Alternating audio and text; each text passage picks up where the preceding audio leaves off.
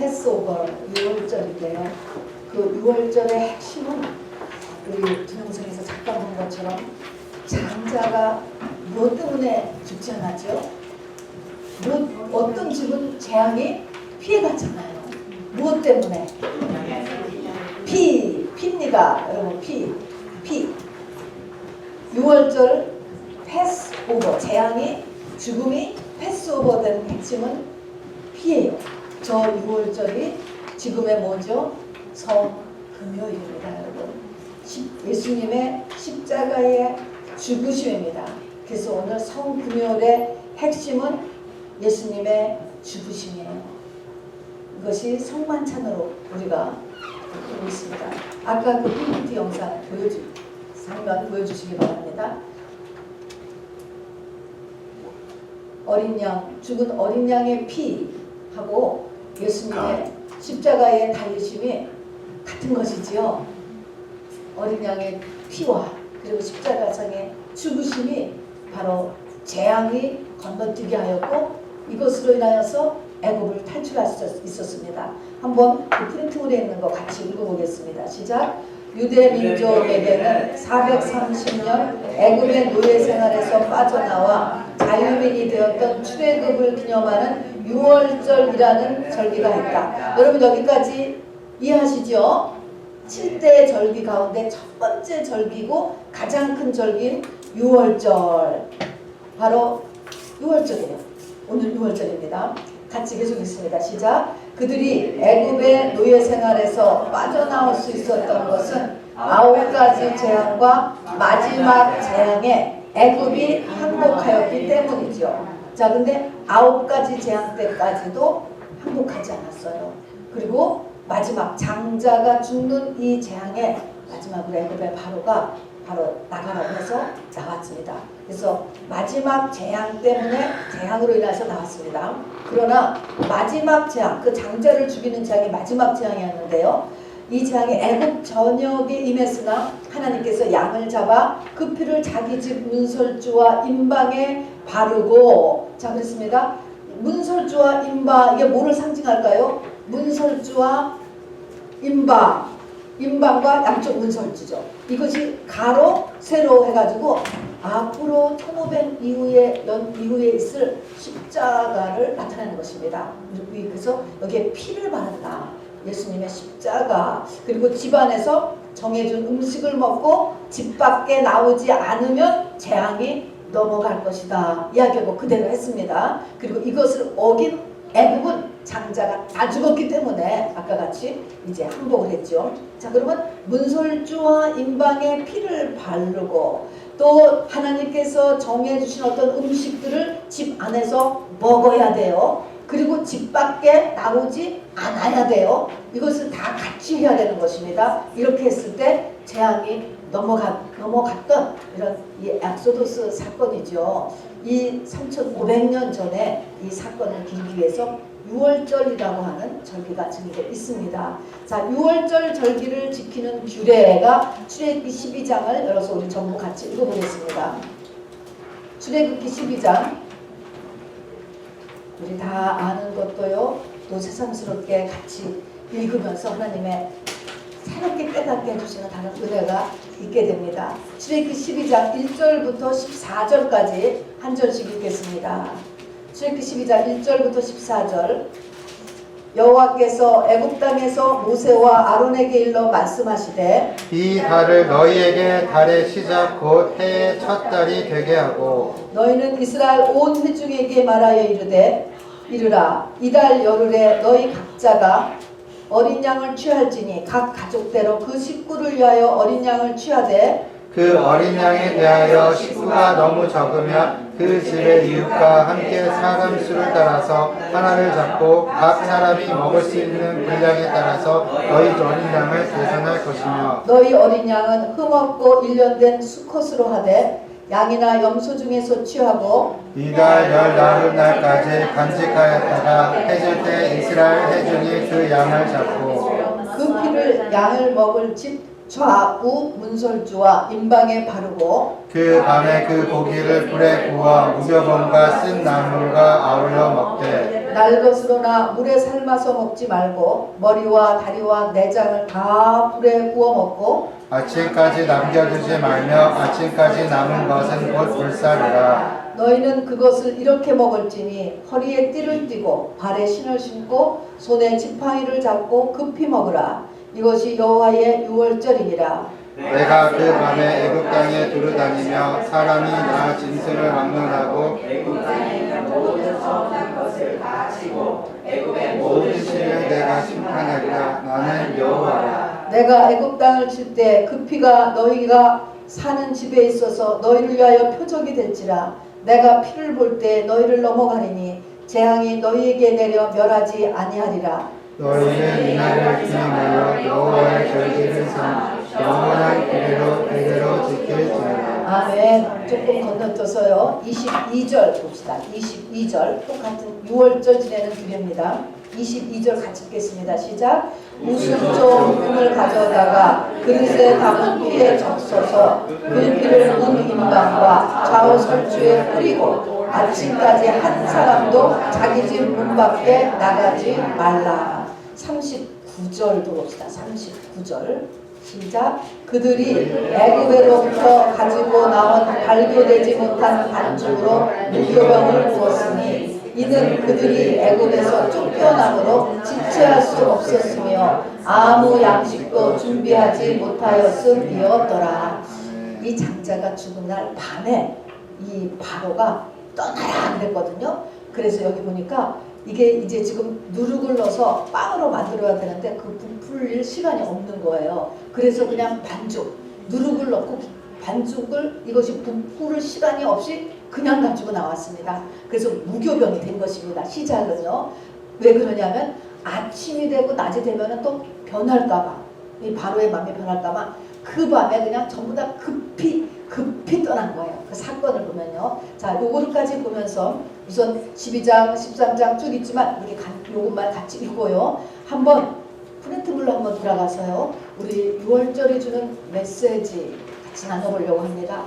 여기 보니까 맨 처음에 이 달을 6월절 그 패스오버에서 그 밤에 나온 그날을 달의 시작고 해의 첫 달이 되게 하고 하나님께서 왜 이렇게 달력 그냥 있는 거를 쓰시지? 그걸 갖다가서는 오늘로 1월 1일 하라는 거 1월 1일 바꿔버리셨습니다. 왜 그렇게 했을까? 그 당시에는 민력이라는 것을 썼죠. 민력, 태양력은 아직 없고요. 지금 우리가 쓰는 달력은 태양력이에요. 근데 그거 아니고 민력, 우리 한국으로 그냥 음력이겠죠. 민력을 쓰고 있었는데 그것을 뒤바꾸어서 그날을 1월 1일로 하라 라고 이야기했습니다. 이게 첫 번째예요. 여러분 잘 생각해 보시기 바랍니다. 이 말의 의미는 뭐냐면 이제 이 6월절을 하고 내가 연합을 하면 내 인생이 어떻게 되는 거예요? 새 인생이 되는 거예요.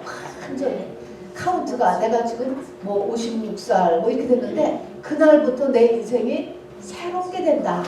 완전히 새롭게 될 수 있다는 것을 보여주는 것이 첫 번째입니다. 네. 그래서 새 인생이 된다. 근데 이제 6월절 양을 잡아야 돼. 잡아서 그 피를 뿌리고 고기를 먹고 하는 일이 이제 일어나야 되는데요. 이 언제 이 6월절 양을 뽑는가 찾아내느냐. 3절을 보세요. 3절 여러분, 자 너희는 이스라엘 온 회중에게 말하여 이르되 이달 며칠에 열흘 10일. 자 이제 그 다음에부터 6월절을 세는데요. 며칠날 양을 전부 다 각 집마다 양을 가서 사오든지 마련하든지 해야 돼. 양을 언제 준비해요? 10일 날 한다고 그랬어요. 여기 10일. 자 그러면 10일 날 선정하여서 언제 죽인다고 그랬죠? 언제 죽였습니까? 14일 날 6절입니다. 6절 보면 이달 열 나흘 날까지 간직하였다가 해질 때에 이스라엘 회중이 그 양을 잡고 그랬습니다. 10일 날 양을 잘 선정하고 14일 날 해질 때, 낮이 아니고 해질 때죠. 14일 날 해질 때 죽이는데 왜 10일 날 해가지고 14일 날 해질 때까지 놔두죠? 3일 동안 3일 반 정도 되겠죠? 놔둔 이유가 뭘까요? 이게 뭐죠? 3일 반을 놔둔 거. 자, 이것이 10일날 이 어린 양을 선택할 때도 여기 보니까 흠없는 어린 양, 흠없고 1년 된 수컷을 선정하는 거예요. 흠이 없어요. 그래서 아주 흠없는 좋은 양을 이제 지금 선택을 했는데도 혹시라도 흠이 있을까봐 3일을 두는 것입니다. 이것이 뭐냐면 예수님이 공생에 3년 반을 사셨잖아요. 그 3년 반 동안에 예수님의 공생의 기간 동안에 예수님은 한 번도 죄를 짓지 않으셨어요. 그것이 마지막 이 심판 받을 때의 6번의 재판을 통해서도 죄 없다로 전부가 나와요. 그렇듯이 예수님은 죄가 하나도 없으신 분이다. 그러니까 이 어린 양이 3일을 지내보면서 얘가 몰랐는데 보니까 속에서 보니까 여기 뭐 상처가 있네, 아니면은 계속 뭐 설사를 하네, 이럴 수 있잖아요. 그게 하나도 없는 게 확인돼야만 유월절 양으로서 쓸 수가 있는 것입니다. 자, 그것이 바로 그 뒤에 1500년 뒤에 오실 메시아를 이제 지금 표상하고 있었는데 이스라엘 사람들은 이것을 모르고 있었습니다. 우리는 알고 말입니다. 그죠? 자, 그래서 6월절 양을 이제 10일날 선정해서 14일 해질 때 죽였어요. 이 기간 3일이라고 하는 기간은 양이 혹시 흠이 있는가라는 것을 확인하고요. 예수님은 한 번도 죄를 짓지 않으셨대요. 그러니까 자, 그러면 6월절 죽일 양의 조건은 뭐냐면 5절에 보니까 흠없고 1년 된 수컷의 양을 구해야 돼요. 또는 없으면 염소도 된다 그랬어요. 자, 그럼 1년이라고 하는 의미가 뭐냐? 양이나 염소는요 1년이 됐을 때 한참 가장 좋은 때가 1년이래요. 그러니까 예수님이 33살에 돌아가셨을 때 예수님 한 사람의 인생으로서 가장 좋은 에이지 때가 그때예요. 30대 여기에 하나님 앞에 드려진 것입니다. 자, 이렇게 하나님 앞에 드려졌다. 여러분 이런 걸 볼 때마다 우리가 그렇죠. 하나님 앞에 드릴 때 다 나중에 이제 다 하고 싶은 거 다 하고 나중에 돼서 이제 은퇴하고 시간이 남고 애들도 다 키우고 그러면 하나님 앞에 나도 하나님을 해야지. 그런 것보다는 여러분의 자기의 최고였을 때, 최상이었을 때 드려지는 것이 그 모형이구나 라고 하는 것을 우리가 보게 됩니다.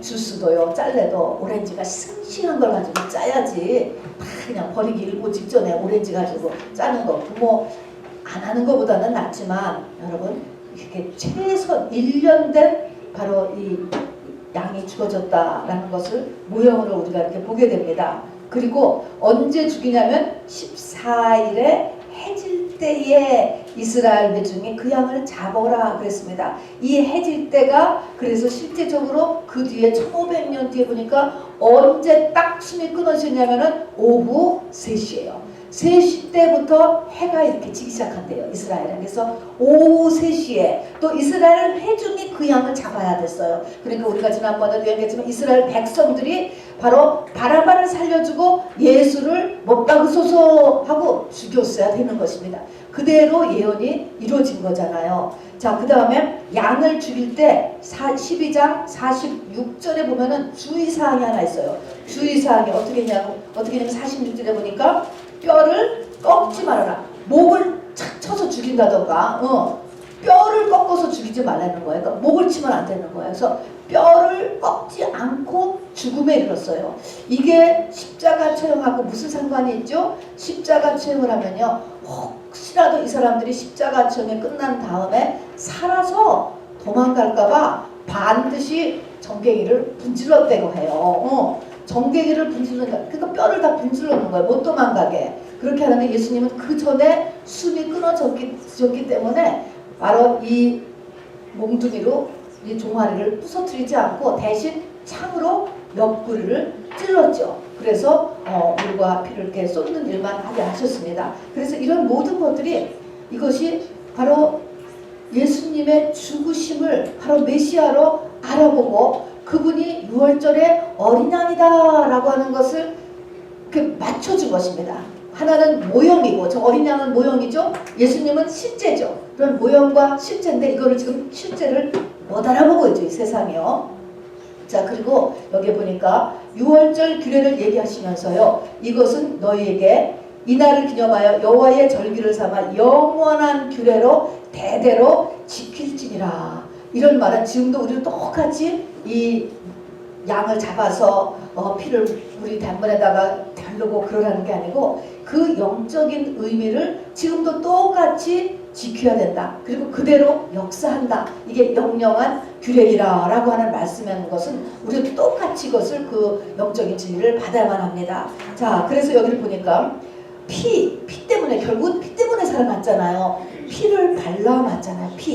피를 이렇게 문지방과 인방과 옆에 문설주라고 이렇게 붙여요. 그래서 이렇게 막 이것이 가로 세로 해서 십자가의 죽으심, 십자가상에서 피 흘리는 걸 얘기해요. 자, 그래서 이것이 우리 지금으로 하면은 한마디로 하면은 그냥 보혈, 예수 이름 이것을 얘기하는 거예요. 예수 이름 보혈. 그리고 이것이 십자가를 상징하죠. 자, 그러면 우리가 모든 재앙과 저주와 어려움 이런 모든 것에서 내가 살아날 수 있는 것은 내 앞에 뭐를 씌워야 돼요? 예수 십자가, 예수 십자가. 제가 그야말로 우리가 십자가 이렇게 목걸이도 하고 다니지만요, 십자가 들고 싸우는 거예요. 정말로 이 십자가, 이 대표가 가장 우리의 아이덴티티는 예수님의 십자가다라고 하는 것입니다. 바로 설주와 임방의 피가 결국 가장 중요한 거예요. 이 피가 재앙을 건너뛰게 했기 때문에 지금도 우리는 십자가를 오늘도 또 한번 마음에 붙잡아야 됩니다. 그런데 이것만 하지 않고요, 이제 뭐를 거기서 했어야 되냐면은 바깥에는 이제 나가서 피를 발랐어요. 그 다음에 집 안에서는 뭘 하고 있어야 되냐면은 고기를 먹고 있어야 돼. 그 죽인 양의 고기를. 이 고기는 뭐죠? 하나님의 말씀이죠. 지금도. 자, 먹는데 어떻게 먹냐면 불에 구워 먹으래요. 불에 구워 먹고 또 우리가 그냥 넓적다리만 맛있다고 넓적다리만 먹으면 안 되고요. 머리도 먹고 다리도 먹고 내장도 먹고 다 먹으래요. 또 그 다음에는 아침까지 남기지 말아라. 이렇게 했습니다. 물론 여기서 불에 구워 먹는다든가 아침까지 남기지 말아라 이런 말은 그 밤에 떠나야 되기 때문에 급하기 때문에 빨리 오래 삶고 뭐 이렇게 하는 것보다 불에 굽는 게 빠르기 때문에 그렇게 한 것도 있지만 불에 구워 먹으라 하고 하는 것은 성령의 인도함을 받고 말씀을 받아야 되는 거죠. 근데 어쨌든 다 불에 구워서 먹고 머리도 먹고 다리도 먹고 내장도 먹고 뒤에 가서 무교봉도 먹고 쓴나물도 먹고 전부 다 먹어. 여러분 먹는다는 게 뭐죠? 먹으면 나와 하나 되는 거예요. 내가 사과를 먹었으면 그 사과는 나한테다 지금 피가 되고 힘이 되잖아요. 없어져서 내가 되잖아요. 그런 것처럼 이 지금 하나님의 말씀은 나와 하나 돼야 돼. 하나님의 말씀 오늘도 받고 내 머릿속에 있던 거 다 잊어버리고 내 삶에 아무 변화가 없어. 이거는 먹은 게 아니에요. 그러니까 우리가 예수님의 십자가를 붙잡고 이 세상을 승리하려면 애굽을 탈출하는 거예요. 세상을 탈출하는 거예요. 종을 탈출하는 거예요. 종의 신분을. 이렇게 하기 위해서는 하나님의 말씀과 여기 시키는 것들을 내 것이 되게 해. 내 것이. 나하고 상관없는 게 아니고 듣고 그만인 것이 아니고 내 것이 돼야 돼요. 그래서 하나님의 말씀은 성령의 도우심을 가지고 말씀을 풀고 다음에는 성경의 어떤 한두 군데만 좋아하지 말고 성경 66권 전체를 다 받아야 돼요. 말씀은. 그래서 머리도 먹고 다리도 먹고 내장도 먹고 다. 그러니까 성경 말씀을 여러분 다 들으셔야 돼. 그 다음에 아침까지 남기지 말아라 라고 하는 것은 이것이 이 모든 것에서요, 우리가 하나님의 말씀을 지금 이게 전체가 이렇게 내기하는 부분은 뒤에서도 나오지만 허리에 띠를 띠고 발에 신을 신고 손에 지팡이를 잡고 급히 먹어라 이런 모든 것들이 뭐냐면 하나님 말씀에 대한 내 반응이 좀 급박해야 된다는 거예요. 말씀을 듣고 나서 뭐 나중에 뭐 시간 되면 하지, 나한테도 할 기회가 오겠지, 이렇게 하는 게 아니고요. 말씀을 좀 급박하게, 무슨 말씀이 있으면 당장 그 말씀을 행하는 말씀에 대한 우리의 태도를 나타내요. 그러니까 전부 다 굉장히 급하게 말씀을 했어요. 그 밤에 지금 떠나는 것처럼. 그래서 내일 아침까지 다 먹어야 돼. 뿐만 아니라 미련도 없어야 돼. 그 전에 대해서. 지금 이 빵 구워 먹으려고 밀가루를 반죽을 해놨다고요. 여기에 지금 이스트를 넣어서 누룩을 넣어서 부풀릴 시간이 없어. 그거를 그냥 무교봉을 그냥 가지고 나와서 딱딱한 빵을 먹는 거거든요. 그것도 그냥 다 가지고 나오지만 거기서 이 양도 그 밤에 잡아서는 남겨놓지 않고 그냥 싹 먹고 나와야 돼. 깨끗이 치우고 나오는 거예요. 여러분 내가 하나님 말씀이 아닌 그런 삶의 가치관과 삶의 태도는요 두 번 다시 볼 것도 없어요. 그냥 딱 끝을 내라는 거야. 딱 끝을 내. 딱 끝을 내고 나오는 것입니다. 이렇게 고기를 먹어야 돼요. 그 다음에 고기만 먹는 게 아니고요. 두 가지를 같이 먹어야 돼요. 하나는 무교병을 먹어야 되고 또 하나는 쓴나물을 먹어야 돼요. 저 무교병은 저기 있는 그림 보세요. 누룩을 넣지 않는 저런 빵이라고 할 수 있을까요? 떡이라고 할 수 있을까요? 뭐 맛자 이런 데 가면은 지금도 슈퍼에 가면은 파는 데 있더라고요. 이스트하는 딱딱한 덩어리죠. 자, 근데 저거를 꼭 먹어야 돼요. 근데 저기가 영적인 의미가 있어요. 누룩이 안 들어갔어요. 이게 무엇일까요? 죄가 안 들어간다 하는 것입니다. 자, 그래서 저 무교병을 이후로 7일 동안 먹게 되는데 그 의미는 회개를 해야 된다 하는 것입니다. 회개를 해야 되고 그 다음에 쓴나물은 구체적으로 저게 뭘까? 민들레일까? 뭘까? 알 수 없어요. 유대 땅에서 그런데 맛은 쓰대요. 하여튼 쓴 비터한 허브라고 그렇게 나와 있어요. 저런 것인데 이 쓴나물을 먹어야 되는 거예요. 물론 고기를 먹으니까 소화를 위하여서 쓴나물 영양적으로 보면은 의학적으로 보면 또 그렇게라도 얘기하는데 이것의 영적인 의미는 우리에게 있는 고난을 내가 받아들이는 태도를 갖는 거예요. 나에게 고난이 왔을 때 그 고난에서 내가 무너지는 게 아니고 그 고난이 내 영적인 디딤돌이 돼야 되는 거야. 그 고난을 딛고 내가 업그레이드를 해야 된다. 자, 그러니까 이제 이렇게 해서 그러니까 고기를 먹으면서 고기, 무교병, 쓴나물 세 가지 메뉴예요. 세 가지. 요 세 가지 우리가 전에는요 이걸 먹었었어요. 한번 트라이를 해봤는데 이 양을 요리를 어떻게 하지 못하겠더라고. 이 냄새가 나서 도저히 안 되겠어요. 그러니까 양고기 이게 쓴나물하고 무교병, 그러니까 쓴나물과 무교병은 구할 수가 있는데 이 양고기를 이게 먹을 수가 없어. 대부분이 못 먹어. 이 코리안들이 그래가지고. 근데 어쨌든 이 세 가지를 꼭 6월절날 이제 유대민족들을 하나님께서 먹게 하셨어요.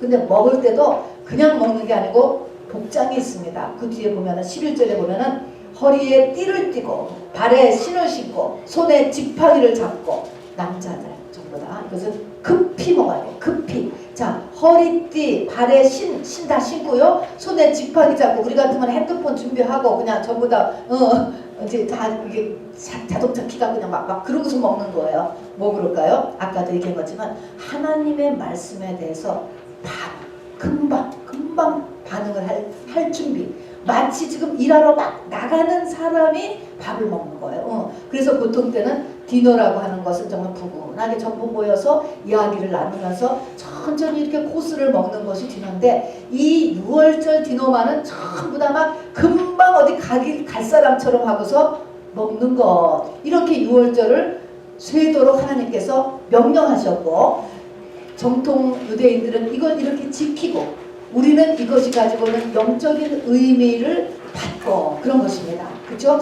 예수님의 피다. 예수님의 가장 중요한 것은 예수님의 피인데 그 예수님의 피, 예수 이름, 보혈 그거에는 반드시 뭐가 쫓아오냐면 우리가 말씀을 알아야 된다라는 것이죠. 자, 말씀을 알아야 되고 또 말씀에 따라서 회개를 하는 삶을 살아야 되고 나에게 다가오는 고난을 내가 테이크를 해서 이 고난을 통해서 내가 업그레이드 될 생각을 하고 그리고 말씀을 항상 급박하게 반응할 생각을 하고 마지막 뒷장에 가서 보면은요 이스라엘 애굽의 장자가 다 이렇게 뒷장 안 가고 여기서 그냥 합시다.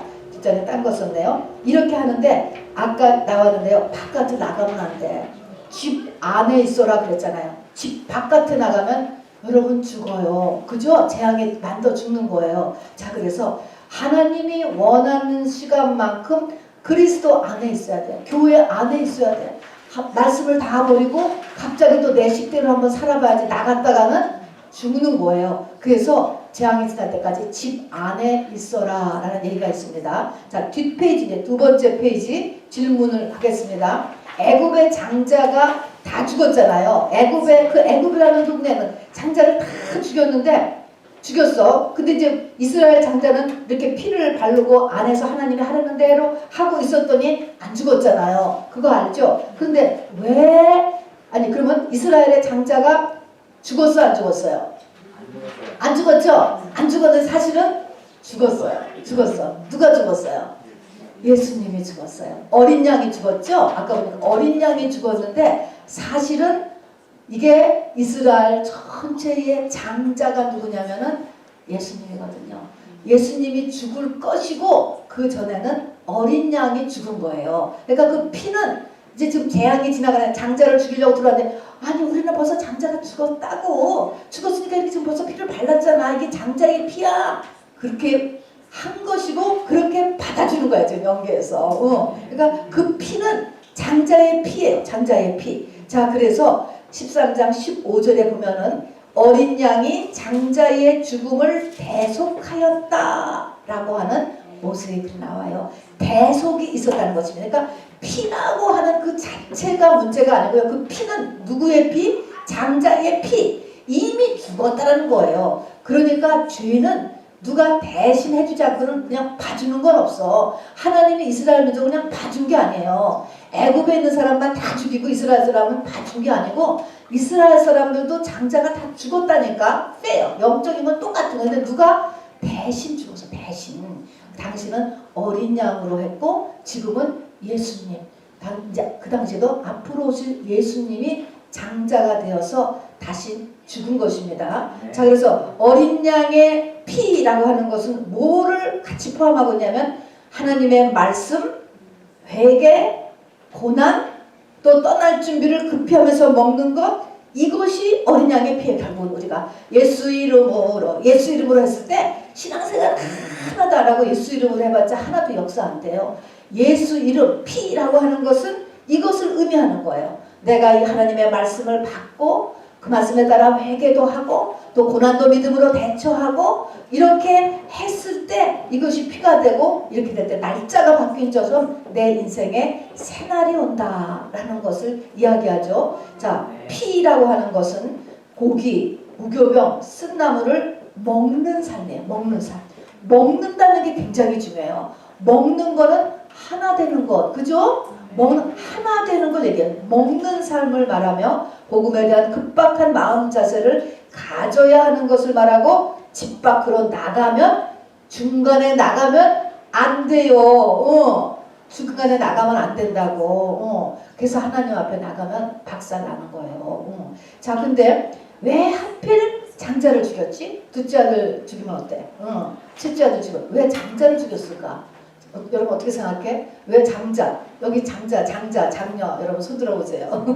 장자를 각 집마다 장자를 죽였어요. 왜 이것이 이제 다 영적인 의미가 왜 장자를 죽였을까?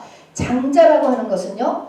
구약의 배경에서는 그 집의 대를 잇는 게 장자. 큰아들로 인해서 내려가잖아요. 재산도 내려가고 유업도 내려가고 그 가문이라는 거가 큰아들. 한국에도 전에는 그랬어요. 그래서 큰아들이라고 하는 것은 그 집에 있는 자예요. 그 집을 이어가는 자.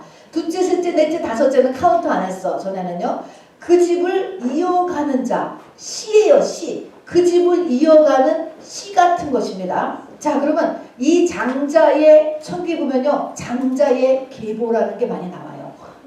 그리스도의 계보도 장자의 계보예요. 장자의 계보가 아담에서부터 쭉 이 장자의 계보가 쭉 나오고 아담의 그 아들의 이제 이렇게 셋이 나오고 쭈루룩 하다가 아브라함도 나오고 다윗도 나오고 이제 마태복음 1장에 보면은 이 장자의 계보가 예수님 전에서 마리아와 남편 요셉이 나오거든요. 그러고 나서 예수가 나와요.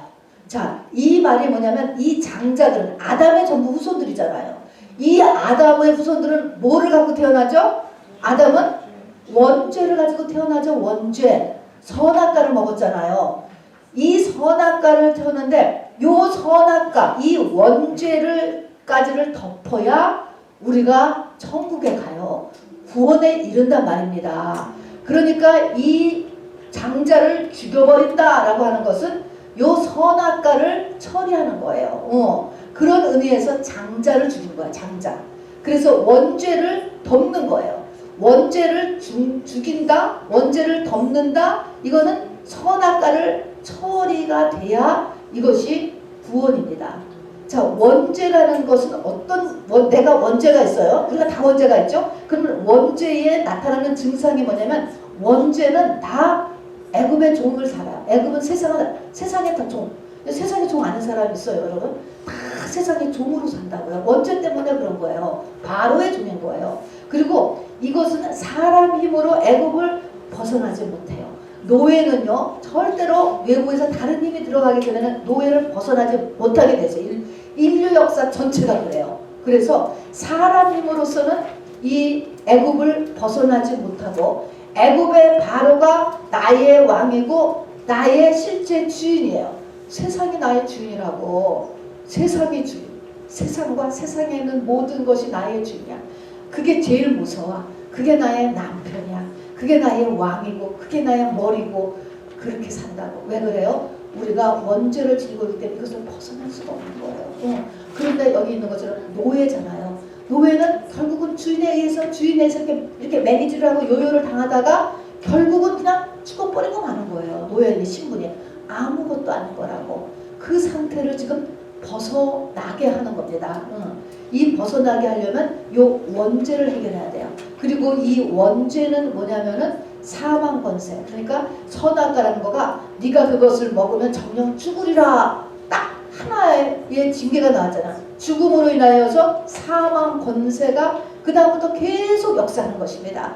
사망 권세. 바깥에 나가면 가시와 피가 나오고 이 계속적으로 여러 가지 병, 내면의 병, 환경의 병, 이게 뭐 끊임없는 병, 우리 입술에 달은 맨날 죽겠다 미치겠다 이게 다 사망 권세 때문에 일어나는 일이죠. 모든 고통이 다 사망 권세 때문에 일어나는 거예요. 이것이 다 뭐 때문에? 원죄 때문에, 선악과 때문에. 그래서 이것이 근데 우리에게 계속 내려와 유전되고 있다고요. 요게 장자예요, 장자. 씨란 말입니다. 우리는 그런 씨를 가지고 있어요. 그래서 이 장자를 죽인다. 지금 요거를 죽인다는 게 덮는다. 주의 부활로 덮는다. 대신 죄 없는 분이 바로 둘째 아담이라고 하잖아요. 죄 없는 분이 죽음으로 해서 원죄를 갚는다라는 의미예요. 자, 그래서 이것이 장자를 죽이는 첫 번째 의미입니다. 또 장자를 죽이는 의미는 뭐냐면요. 나의 옛사람이죠. 옛사람. 자, 이스라엘 민족이 애굽을 탈출하기 위해서는 그 전에 9가지 재앙으로 때리죠. 9가지 재앙.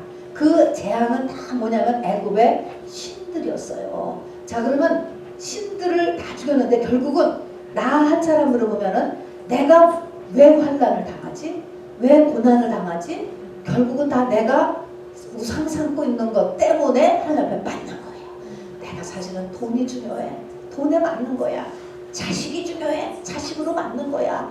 가정이 중요해. 가정으로 맞는 거예요. 그냥 이런 식으로 그 사람한테 우상이 있는 것을 하나님이 계속 치는 거예요. 근데 마지막에까지 하나님은 뭐를 쳐야지 이 사람이 새롭게 돼? 새 사람이 돼? 애굽에서 잘 되려면 마지막에 가서 장자가 죽는다. 이때의 장자는 나의 먼저 난 사람, 나의 겉사람, 내 겉사람이 죽어야 된다. 우리가 늘 얘기하는 정말 자기의 옛사람이라고도 하고 겉사람이라고 하죠. 이렇게 되면은 나의 속사람이 이제 주인이 돼야 되잖아요. 요렇게 돼야. 그래서 이때의 두 번째 의미는 나의 자연인, 원래의 나의 원래의 나, 옛사람, 성령 받기 전에 나, 겉사람, 이 겉사람이 죽어야 된다. 여러분 세상적으로 굉장한 경우 너무 많아요. 너무너무나 아름다울 수도 있고요. 명예와 권세를 다 가질 수도 있고요. 다 가질 다 겉사람의 일이에요, 여러분.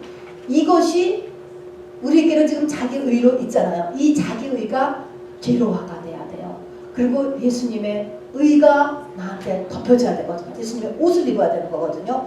이거를 위하여서 9가지 재앙, 10가지 재앙. 이 마지막 재앙에 나를 흔드는 거예요. 그러나 이것이 돼야지만 진정으로 내가 자유함을 얻는 거야. 자유함. 세상에서 빠져나오는 거예요. 빠져나온다라고 해서 뭐 저기 산골에 가서 산다는 게 아니고 세상 한가운데 살아도 세상에 끌려가지 않는 거죠. 노아 홍수 때에 뱃속에서 노아의 가족들이 있는 것처럼 그 세상 물 한가운데 둥둥 있었지만 하나도 세상 물에 영향받지 않았거든요. 그럴 때까지 가는 것이 이제 구원의 끝이죠. 자, 그래서 나의 옛사람, 내 겉사람이지. 이 겉사람이 죽음이 일어나야 애굽에서 빠져나온다는 거야. 애굽은 뭐를 상징하면은 세상을 상징해요. 노예를 상징해요. 노예 상태. 우리가 노예 상태예요. 그렇죠. 여러분, 우리 돈 갖고 요요해보세요. 끌려다니지. 노예, 마귀, 세상. 이것이 다 나의 주인 노릇이고 이것을 우리가 벗어날 재간이 없어. 재간이 없다고. 자, 이것에 그러다가 이제 그렇게 살다가 지옥 가는 거예요. 자, 그래서 이제 여기서 이제 구원이 시작된 것입니다. 자, 그래서 예수님께서 숨을 거두셨을 때, 자, 저 어린 양의 죽은 거가 모형이고 실상은 예수님이 1500년 후에 저기 죽은 거라고 그랬어요. 예수님은 하나님이세요. 하나님이 죽은 것이다 라고 이렇게 했었는데, 이 딱 숨을 거두셨을 때 마태복음 27장을 보면은요, 이 마태가 이렇게 그렇게 묘사해 놨어요. 마태복음 27장 50절, 51절, 52절 한번 같이 읽어봅시다. 52면입니다. 52면. 마태복음 27장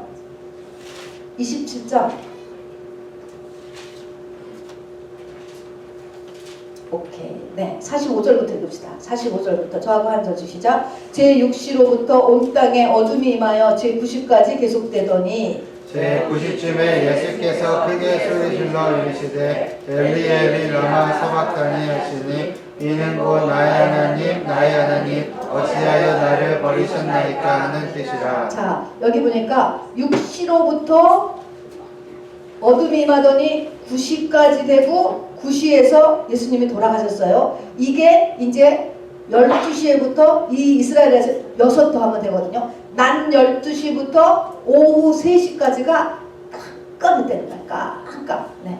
자, 어쨌든 이렇게 하고 돌아가셨고요. 40절 제가 읽겠습니다. 거기 섰던 자 중 어떤 이들이 듣고 이제 엘리 엘리 라마 사막다니라는 소리를 듣고서 이 사람이 엘리야를 부른다 하고 하니까 48절 그 중에 한 사람이 곧 달려가서 해면에 가져다가 신 포도주에 적시. 자, 여기서 사복음서에 다 나와 있는데요. 예수님이 돌아가시기 전에 이 신포도주, 이거는 약간의 마취제고 진통제 같은 역할이 조금 있다라고 해가지고 이거 신포도주를 주는데 어디다가 꿰어서 줬다고 했냐면은 해면을 적셔서 해면을 가져다가 그거를 신포도주를 적셔서 갈대에 꿰어서 이렇게 입에 대줬다 이렇게 얘기를 한 것입니다. 이게 해면이 뭘까 하는 것입니다, 여러분. 해면이 요즘 말로 하면 베스룸 티슈라고 합니다.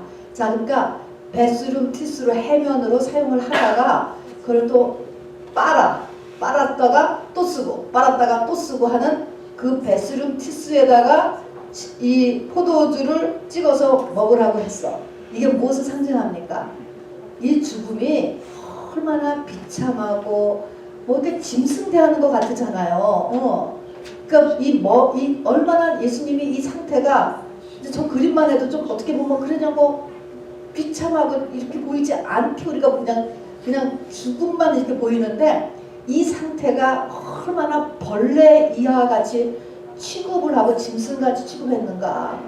그러니까 이게 화장실에서 쓰던 걸 가지고 이렇게 준 거예요. 그래서 거기다가 해서 적시어 갈대 껴 마시니까 마셨다 하는 것입니다. 49절 그 남은 사람들이 이르되 가만두라 엘리야가 와서 그를 구원하나 보자 하더라. 50절 예수께서 다시 크게 소리 지르시고 영원히 떠나셨어요. 그러니까 51절 이에 성소휘장이 위로부터 아래까지 찢어져 들이대고 땅이 진동하며 바위가 터지고 52절 같이 읽습니다. 무덤들이 열리며 자던 성도의 몸이 많이 일어나네. 이렇게 묘사했습니다. 다시 프론트로 돌아와요. 자, 예수님이 다 정말 모욕과 수치에서 짐승 한 마리가 숨이 끊어지듯이 구경 속에서 돌아가셨어요. 여러분 저 하체를 가렸는데 우리가 알다시피 저기 하체는 그림에서 가리고 실제는 죄수들은 빨가 벗기는 거야, 여러분. 빨가 벗겨요. 자, 그러면은 이렇게 돌아가셨을 때 성소에서 20cm 가량 된다고 하는데요. 그 휘장이 성소와 지성소를 가렸던 휘장이 위로부터 아래로 찢겨졌어. 이것은 누가 찢은 게 아니고 높으니까 하늘로부터 찢지 않으면 찢어질 수 없는 것이죠. 뭐 당시에 우리가 지금까지 높은 데를 올릴 수 있는 것도 아니고요. 그래서 하늘로부터 찢어졌다 이렇게 하면서 예수님의 이 말은 이제 찢어졌으니까 지성소에 있던 법궤를 사람들이 볼 수 있게 된 거죠. 만날 수 있게. 그전에는 휘장이 가리워져서 하나님을 상징하는 법궤를 볼 수가 없었어. 만날 수가 없었어요. 그런데 찢어졌다라고 하는 것은 이제는 볼 수 있다 이런 것이에요. 어떻게 해서 예수님의 그 생애와 예수님의 죽음은 기본 5가지 제사가 있잖아요. 레위기에 보면. 그죠? 속죄제, 속건제, 화목제, 소제, 번제 5대 제사를 다 이룬 것 같아요. 이게 하나님 만나는 법이 되잖아요. 예수님의 죽음은 속죄제도 돼. 죄를 다 사했어. 속건제라는 것은 배상죄거든요. 배상을 위하여서 고생하면서 태어날 때부터 사생활하는 누명을 쓰고서 33년 반을 사셨거든요. 그래서 그것을 실제 삶에서 배상하는 것도 사실 속건제. 그 다음에 화목제. 하나님과 사람 사이의 진노 때문에 서로 말 안 하잖아. 하나님하고 사람하고. 이것이 드디어 화목제. 서로 풀어지게 되었고요. 그 다음에 소제. 가루가 되죠. 가루 제사들. 이 소제도 되고. 맞죠?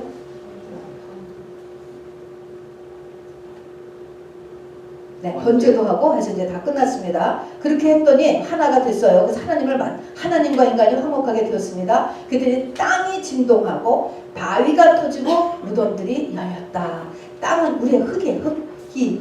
흙에는 뭐야? 우리의 육체의 소욕, 육의 힘이 있잖아요. 육의 권세가 있잖아요. 육의 파워, 이런 죄성, 이런 것들이 다 무너지는 거예요. 흔들리는 거예요. 바위는 흙 중에서 단단한 애들이 굳어 있는 거예요. 우리 마음속에 돌짝밭, 돌, 바위 이런 것 있잖아요. 귀신이야, 귀신. 내 속에 있는 모든 귀신, 트라우마, 뭐 이런 그런 영체들이 다 터져나가는 거예요.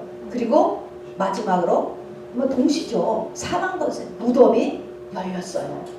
사망 권세가 물러가는 것은 다 페이오프를 했다 하는 것입니다. 그러니까 이 선악과를 먹어서 생긴 모든 것들이 다 부서진 것입니다, 여러분. 자, 그러니까 우리도 이렇게 하면은 부서져. 그러나 주님 다시 오실 때까지 이것은 다시 또 이 거짓의 아비가 바로 땅인 것처럼, 바위처럼, 무덤에 막 파워 있는 것처럼 지금도 그렇게 역사하고 있죠. 우리를 속이는 거죠. 사실은 주님은 이것을 다 무너뜨리셨다 하는 것입니다. 자, 그러면은 우선 또 질문을 또 중간에 합니다. 왜 하필 십자가 처형으로 죽으셔야 되죠? 목을 잘라서 탁 한 부대를 쳐주지. 당시 짐승에 막 다니엘같이 짐승에 박으로 던져주든지, 다음에는 막 불태워서 죽이든지, 죽일 수 있는 방법이 많은데 왜 십자가 처형, 왜 십자가형으로 죽었죠? 십자가 처형.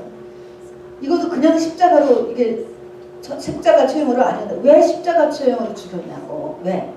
갈라디아서 3장 13절에 보면은 구약의 신명기에 있는 21장 23절 하나님이 저 알려주신 영계의 법이에요. 구약은 이 영계의 법을 갈라디아서 사도 바울이 똑같이 말씀하셨어요. 뭐냐면은 나무에 달린 자마다 저주로 죽은 자다. 저주에 대한 벌은 나무에 달려 죽어요. 나무에 달려 죽는다. 자, 압살롬이 도망가다가 나무에 머리가 걸려서 죽었다. 나무에 걸려 죽었어. 나무로 인해 죽으면 그게 다 뭐예요? 저주야, 저주. 저주로 인한 죽음은 그렇게 하나님이 그렇다고 말씀을 해놓은 거예요. 그러니까 예수님은 저주를 치르기 위해서 내려오는 저주. 무슨 저주? 선악과의 저주. 원죄의 저주예요. 그리고 거기에 든 모든 저주라는 저주는 저주에 대한 벌로 죽으신 거죠. 그래서 저주로 죽었기 때문에 십자가로 죽으셔야 돼. 그러니까 나무에 달려 죽으셔야 돼. 그런데 피를 문설주와 양 임방에 발라놓으신 걸 보니까 이렇게 뭔가 양쪽으로 된 것으로 죽으셔야지 돼. 그러니까 십자가에 달려 죽으셔야지 이게 미연하고 딱 맞게 되는 것이죠. 그냥은 죽으실 수가 없어요. 예수님이 그전에도 막 벼랑 끝에서 낭떠러지에 떠나 밀어서 죽이려고 막 그랬는데 안 죽으시는 거야. 반드시 이렇게 나무에 가로 세로로 피를 쏟으면서 죽으셔야만 한다고요. 그 다음에는 이 십자가 체험은요, 가장 인간에게 고통을 가장 많이 느끼게 하는 게 십자가 체험이래요. 의식이 끊어질 때까지 본인만이 아는 페인이 있다고 하잖아요. 요즘은 캔서가 그렇다고 하죠. 남들은 아픈 거를 몰라, 저 사람이. 근데 본인만이 너무너무 아픈 거. 그것이 십자가가 그렇다는데, 이것이 너무나 잔인하고 너무나 고통스럽기 때문에요. 로마 시민에게는 절대로 십자가 취향을 언도하지 않았다고요. 차라리 단두대에 그냥 이렇게 목이 잘려서 이렇게 죽는 것은 금방이니까. 금방이니까. 그래서 왜 그렇게 가장 많은 고통을 받으셨죠? 예수님이 우리의 모든 고통을 다 짊어지기 위해서, 속건제를 짊어지기 위해서. 그래서 아까 신포도주도요, 처음에는 신포도주를 누가 이렇게 주니까 안 받으셨어요. 그거는 고난을 온전하게 다 지우기 위해서. 고난을 그냥 다 내가 받아야지 이 인류가 지은 모든 고난, 저주를 내가 다 받아야 되기 때문에 안 드신 거예요. 근데 이제 뒤에 가서는 임종하시기 전에는 그냥 이 해면에 적힌 이 신포도주를 마셨다고 나와요. 그건 조롱을 받으신 거야, 조롱을. 금방 주셨어요. 그 다음에 그것 때문에 더 오래 가고 그런 것도 아니고 금방 주셨기 때문에 이제 조롱까지를 다 받고 무시당하고 사람 치고 못 받고 그런 것이죠. 어쨌든 이런 많은 고통을 받으려고 십자가처에 들어간 거예요. 그러니까 이제 정말 땀이 피가 되는 기도를 한 것이지. 그냥 이렇게 쉽게 우리를 넘어갔으면 좋겠다 그러는데 쉽게 안 넘어가려고 하는 거거든 지금. 확실하게 하려고 하신 거예요. 이것이. 자, 그러면 다 이루었다라고 하는데, 다 이루었다라는 것은 무슨 의미일까? 무엇을 다 이루었다는 말일까? 여기 보니까 다 이루었다 하고서 돌아가셨어요. 첫 번째는 메시아의 사명이 있는 거야. 이 메시아의 이 사명을 하나님께서 이제 예수한테 너는 메시아야 이제잖아요. 그럼 메시아의 사명을 다 완수했다 하는 것입니다. 여러분에게도 다 사명이 있어요. 이 사명을 다 이루었다 하고 가셔야 돼. 저도 그렇고 여러분도 그렇고 사명이 있다니까. 다 이루었다. 메시아의 역할을 다 하셨어요. 자, 그 다음에는 구약에서 이 메시아가 올 것을요, 창세기 3장부터 계속 메시아에 대한 예언이 있거든요. 바로 뱀의 머리를 여인의 후손이 박살낼 것이다 이렇게 얘기했거든요. 이렇듯이 그 다음부터도 계속 이제 아브라함 왕정에 들어가면부터 메시아가 올 것을 얘기하셨는데, 그 선지자들을 통한 메시아의 예언, 메시아는 이렇게 오신다, 또 메시아는 어떤 모습을 가지고 있다, 그는 어떤 말을 할 것이다, 이런 것들을 예수님의 전생애를 통해서 100% 이루어내셨다는 것입니다. 목마르다라든가 아까 이제 신포도들 이런 것들이 다 메시아 예언에 다 있던 것들이에요. 다윗이 한 시 중에 있잖아요. 그래서 그 구약에 있는 메시아 예언을 다 이루어내시고 그것이 다 끝나고서 돌아가셨어요. 나귀 새끼를 타고 온 것도 들어오신 것도 메시아. 그 예언을 성취하기 위해서 오신 거죠. 자, 그 다음에는 뜻이 하늘에서 이룬 것 같이 땅에서도 이루어지이다 라고 우리가 기도를 하라고 하셨다고 했잖아요.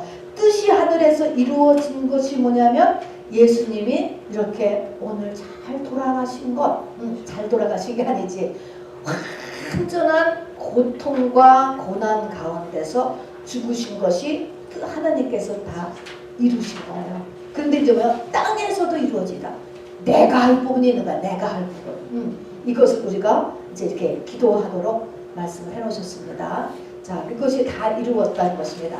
자, 이제 마지막으로 가상칠언이라고 하죠. 십자가상에서의 7 말씀이다. 십자가상에서 예수님이 6시간 매달려 있으셨어요. 지금 이 시간에는 무덤 속에 계신 시간이에요.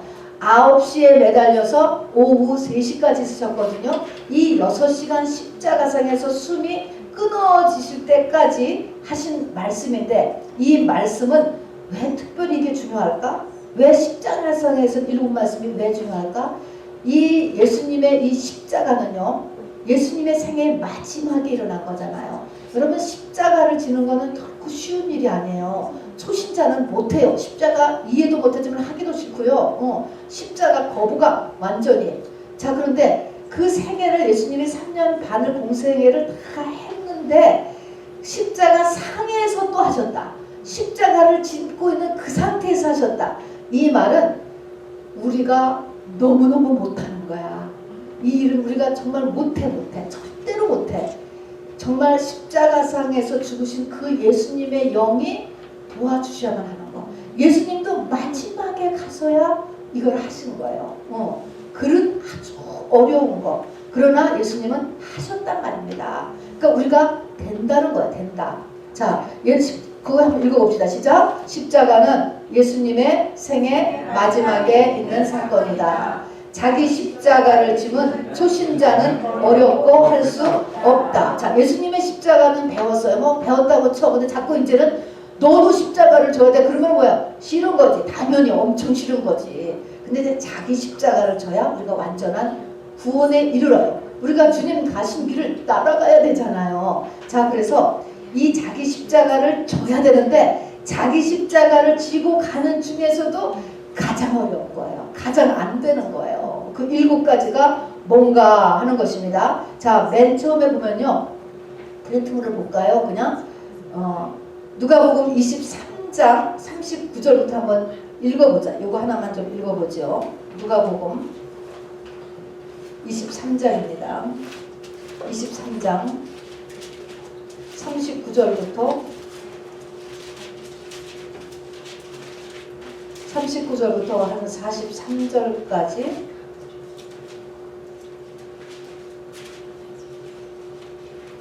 그 앞에서부터도 읽어야 되고 우선 이거 읽어봅시다. 39절부터 43절까지 시작. 달린 행악자 중에 하나는 비방하여 이르되 네가 그리스도가 아니냐 너와 우리를 구원하라 하되 하나는 그 사람을 꾸짖어 이르되 네가 동일한 정죄를 받고서도 하나님을 두려워하지 아니하느냐 우리는 우리가 행한 일에 상당한 보응을 받는 것이니 이에 당연하거니와 이 사람이 행한 것은 옳지 않은 것이 없느니라 하고 이르되 예수여 당신의 나라에 임하실 때 나를 기억하소서 하니 예수께서 이르시되 내가 진실로 내게 이르노니 오늘 내가 나와 함께 낙원에 있으리라 하시니라 하면 그 앞에 24절 봅시다. 24절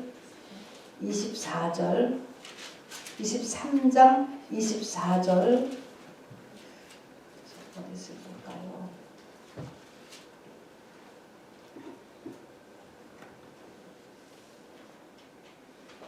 24절을 보면 이에 빌라도가 그들이 구하는 대로 하기를 언도하고 그들이 요구하는 자 밀람과 살인으로 말미암아 옥에 갇힌 자를 놓아주고 예수 넘겨주어 그대로 뜻대로 하니라. 줄을 34절이구나. 34절. 자, 34절 시작. 이에 예수께서 이르시되 아버지 저들을 사하여 주옵소서 자기들이 하는 것을 알지 못함이니이다 하시더라. 그랬습니다. 어쨌든 다 읽으면 좋은데요. 이렇게 중간중간 그냥 뽑았습니다. 그러면은 맨 첫 번째 말씀 뭐냐면 자기를 십자가에 지금 못 박고 묻고 그런 사람들을 통하여서 아버지여 저들의 죄를 용서하여 주옵소서 요 말씀이거든요. 요 첫 말씀, 요것이 첫 말씀인데 이것이 왜 어떤 의미냐면요. 우리가 지금 내 십자가로 나를 몰아넣은 사람이 있잖아요. 내 십자가. 우리가 지금 십자가를 아는 사람들이 있어. 자기 십자가 모르는 사람들은 아직 여기까지 못 가고요. 갈 수 없는 거고 이게 내 십자가구나 깨닫는데 이 십자가를 자기를 지게 하는 사람들이 있다고. 이 사람들의 용서가 안 되는 거예요. 이게 너무너무 어려운 거예요. 그 용서가. 그래서 이 용서를 누가 하냐면 예수님은 하신 거예요. 자기를 십자가에 못 박은 사람을 하셨어. 그러니까 우리도 할 수 있다지. 그러니까 주님께 강구하셔야지 돼. 죽어도 용서가 안 돼. 죽어도 용서가 안 돼. 용서가 안 되는데 예수님은 하셨거든. 그러니까 예수님 저도 용서 좀 하게 해주세요. 라고 이제 기도를 할 수 있다는 것입니다. 그래서 자기 십자가, 이건 자기 십자가를 짓는 걸 얘기하는 것입니다. 이것이 첫 번째. 자, 그 다음에는요. 아까 우리가 이제 이걸 먼저 읽었는데 옆에 우편 강도가 당신의 나라에 임하실 때에 나를 기억하고 기억해달라는 말을 하잖아요. 우리는 지금 예수님이 메시아인 것을 아니까 그런 일이 옆에 있으면 나도 이렇게 말할 거야 이렇게 생각할지 모르지만 당시 상황에서는 똑같이 죽는 사람이에요. 똑같이 죽어서 지금 주는 자기보다 하나도 잘난 사람이 없는 사람한테 어떻게 이렇게 말을 할 수가 있었지? 이것을 보면요. 예정론이에요. 예정론. 정말로. 하나님이 그 우편 강도의 눈을 열어준 거예요. 자, 그래서 여기 보면은 이 사람은 우리는 우리가 행한 일에 상당한 보응을 받는 것이니와 이 사람은 행한 것은 옳지 않은 것이 없느니라. 또 당신의 나라에 임하실 때에 나를 기억하소서. 내세를 깨달았어 이 사람이. 그리고 저 사람은 잘못한 것에 없다. 나는 잘못했다. 이것이 딱 되잖아요. 그러니까 이것이 아무 때고 진실로 회개만 하면 언제든지 구원받을 수 있다. 또 언제든지 내 영이 업그레이드 되는 거야. 영적 성장은 이루어진단 말입니다. 그런데 그 과정을 잘 봐야 돼. 죽기 전. 이 사람에게 어떤 일이 일어나냐면 자기의 죄가 깨달아진 거예요. 나는 내 죄값에 이렇게 십자가 처형에 받을 만해. 내가 강도를 하고 사람을 죽이고 자기가 한 것이 잘못됐구나 라는 것을 깨달았단 말입니다. 그래서 우리는 우리가 행한 일에 상당한 보응을 받는 것이니 당연한 것이거니와 이렇게 자기의 죄를 억셉트했어요. 그런데 이 사람은 행한 것이 옳지 않은 것이 없느니라. 저 사람은 저게 자기 죄 무고한 억울하게 죽는 것이다. 이거를 깨달았다니까. 그 다음에 내세에 대한 눈이 열렸고요. 그 다음에 초라하게 지금 죽는 저 사람에게 어떻게 자기를 부탁하냐고. 이거는 진리의 눈이 열려야만 이게 되는 거예요. 그러니까 또한 왼편에 있는 강도는 그냥 막 저주하고 그게 노말이죠 사실은요. 그런데 이 우편 강도가 이렇게 함으로 인하여서 구원되었으면 네가 오늘 나와 함께 낙원했는다. 이것은 이제 죽기 정말 몇 분 전이라도 요 조건이 되면 우리는 영적으로 업그레이드가 돼요. 그래서 이 우편 강도를요 늦게 믿어도 된다 그런 거에 써먹을 것이 아니고요. 내가 온전하게만 되면 어느 때고 내 영이 업그레이드 된다는 것을 우리가 잊지 마시기 바랍니다. 자, 그 다음에 여자여 보시옵소서 아들입니다. 어머니를 보고 얘기하고 그 다음에 옆에 있는 요한에게 어머니를 부탁했습니다. 이것은 무슨 일이냐면 우리가 하나님을 열심히 하다 보면요 세상 일을 못할 때가 있어. 겹쳐가지고 너무나 안타까워. 충분히 해야 되는데 하나님 일이 겹쳐가지고 못한다고 그거를. 그럴 때 할 수 있다는 거야 하나님께서는. 그거를 하나님 지금 하신 거예요. 그래가지고 이 땅에 남은 책임, 이 땅의 일에 대한 책임을 하나님께 예수님께서 하셨기 때문에 우리도 이것을 기도하면 하나님께서 해주신다는 거예요. 자, 그래서 뭐냐면 사도 요한에게 부탁했어요. 자, 그러면 이 사도 요한도 이것도 얼마나 이게 성령 충만해서 일어난 일인가를 보세요. 당시의 남자가 나이들 여자를 언제 돌아가실지 모르는데 뒷바라지 하는 것이 쉽겠어요? 좋겠어요? 윌링리 할 수 있을 것 같아요, 여러분? 근데 이거를 딱 하기 싫은 거야. 누가 그거를 하겠냐고. 근데 사도 요한이 그 어머니를 끝까지 맡으셨던 걸 나와요. 그래서 사도 요한이 행적이 중간에 비어요. 행적이 다른 제자들하고 달라. 행적이 중간에는 비어. 사도행전은 비지만 나중에 가서 사도 요한이 요한계시록을 쓰고 요한 1, 2, 3, 4 그리고 요한복음서를 맨 끝에 쓴 책이에요. 굉장히 영성의 글을 쓰잖아요. 하나님께서요 그걸 다 보상을 해주시는 거예요. 내 생각에는 이건 시간 낭비야. 지금 이 늙은 어머니 모시고 수발하고 있는 보상은 이렇게 했지만 그것에 순종했을 때 하나님께서 다른 쪽으로 열으셨잖아요. 그래서 우리가 요한계시록 얼마나 놀라운 이게 책이에요. 그거를 쓰게 하셨다니까요. 그런 것이 숨어 있습니까? 숨어 있어요. 그래서 오전에 한 말이 이 세 말씀인데 이 세 말씀은 주로 이 땅에서의 일이에요. 땅에서의 일에서 우리가 못할 것 같은 이 일을 하나님께서는 하게 하신다. 하나님의 그 전능하신 손길로 하게 하신다라는 것입니다. 두 번째 오후에 하는 것은 하나님과 본인 사이에서요. 맨 처음에 어찌하여 나를 버리셨나이까 이야기했습니다. 이 말은 내가 예수를 버리지 않는 한은 하나님은 우리를 버리지 않으세요. 왜냐하면 예수님이 버림을 받았기 때문에. 진짜 버리셨어요. 여기서는요. 하나님이 버리셨거든요. 왜 버리셨냐면 이 버림받은 그거를 예수님이 이렇게 겪어야 되기 때문에 우리를 위해서. 그래서 우리는 내가 버리지, 내가 예수를 버리지, 내가만 안 버리면 주님은 우리를 안 버리십니다. 주님 때문에, 예수님 때문에 안 버리세요. 그 다음에 목마르다라고 이야기했습니다. 이 목마르다는 거는요, 육체, 우리가 영의 속에 있고 내세를 알고 살지만 이 땅에서의 필요가 있고요, 고통이 있어요. 찔르면 아프고 수술하면 아프고 배밥 먹으면 배고프고 고통이 많은 거예요. 이것에 대해서 내가 목마르다, 이거를 끝까지 예수님이 견디셨어요. 이것은 뭐냐면 우리가 예수님 때문에 이 땅의 모든 육체의 필요가 채워질 수 없다, 있다. 기적적으로 정말 이 까마귀가 떨어뜨려주는 그냥 떡덩이라 할지라도 하나님은 기적적으로 내 육체의 고통을 하나님께서 해결해 주실 수 있다는 것이죠. 자, 그래서 뭐 페인도 마찬가지예요. 받아야 되는 거는 받아야 되고 이유가 있는 것이고요. 아니면은 하나님이 해결해 주실 수 있다. 그 다음에 다 이루었다 하시고 머리를 숙이시고 돌아가셨다 그랬습니다. 자, 다 이뤘다 아까 했죠. 그래서 이제 하나님이 하신 메시아로서의 사명을 다 하셨어요. 근데 그 돌아가시는 모습을 이렇게 머리를 숙이시고 돌아가셨다, 이거를 꼭 표현을 써요. 그래서 이 표현을 가지고 이렇게 사람들은 깨닫죠. 아, 죽으시면서 머리를 우리에게 주고 가셨다는 것입니다. 우리의 머리가 되셨다는 거예요. 그분이. 우리는 몸이고요, 그분이 머리, 교회의 머리가 되셨다라고 하는 것이죠. 자, 그래서 이거는 이제 죽으셨어요. 그래서 정령 죽으리라 한 선악과를 먹음으로 인해 생긴 모든 사망 권세를 다 본인이 담당하셨어요. 다 담당하시고 다 담당하시기 때문에 그분이 신랑이 되실 수 있는 것입니다. 머리가 되시는 거예요. 자, 그리고 이제 마지막으로는 아버지여 내 영혼을 아버지 손에 부탁하나이다. 이거는 뭐하고 연결되냐면요, 하나님이 앞에 버렸잖아요. 어찌하여 나를 버리셨나이까. 버렸는데 또 가는 거야. 버렸는데도 불구하고 아버지 내 영혼을 아버지 손에 부탁하나이다. 이때는 하나님이 아니고 아버지예요. 부모는요 자녀를 절대 안 버려요, 여러분.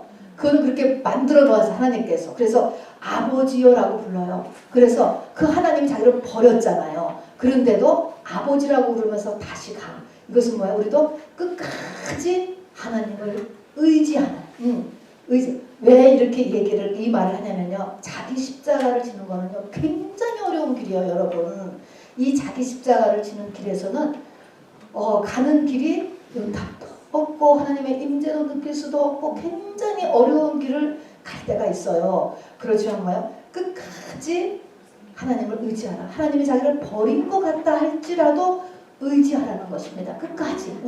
하나님이 살아계신 것이죠. 이것이 이 어렵게 이 마지막을 우리가 정말 못하는, 그리고 우리가 여기에서는 이거를 넘을 수 없는 어떤 이 일들을 십자가 상에서 하시고 돌아가셨어요. 그래서 우리는 주님을 의지할 때 할 수 있는 것이죠.